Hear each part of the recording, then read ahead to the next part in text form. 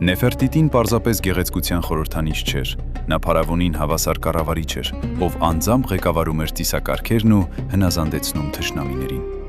3300 տարի առաջ նա եւ իր ամուսինը, փարավոն Ախենաթենը, կատարեցին պատմության ամենամեծ հեղաշրջումը։ Նրանք ոչնչացրեցին հին աստվածների անուններն ու արձանները, դեմ գնացին հզոր քրմերին եւ պարտադրեցին միայն մեկ Աստծո՝ արևի սկավառակ Աթոնի պաշտամունքը։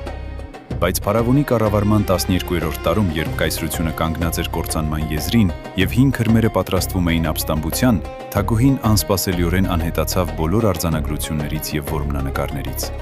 Նրա անունը ջնջվեց պատերից, կարծես նա երբեք գոյություն չէր ունեցել։ Ոչ մի դամբարան, ոչ մի մումիա, ոչ մի հիշատակում նրա մահվան մասին։ Արդյոք նա դավադրաբար սպանվեց հին քրմերի կողմից, թե աքսորվեց անապատ։ Գիտնականներն ունեն շատ ավելի ցնցող վարկած։ Նա չի մահացել, այլ կատարել է պատմության ամենահանջարեղ խաբեությունը։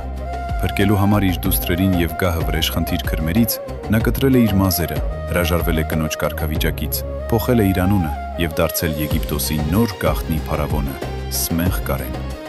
Կրելով տղամարդու ոսկե դիմակ եւ արհեստական մորուք, նա շարունակել է ղեկավարել երկիրը ամուսնու մահից հետո,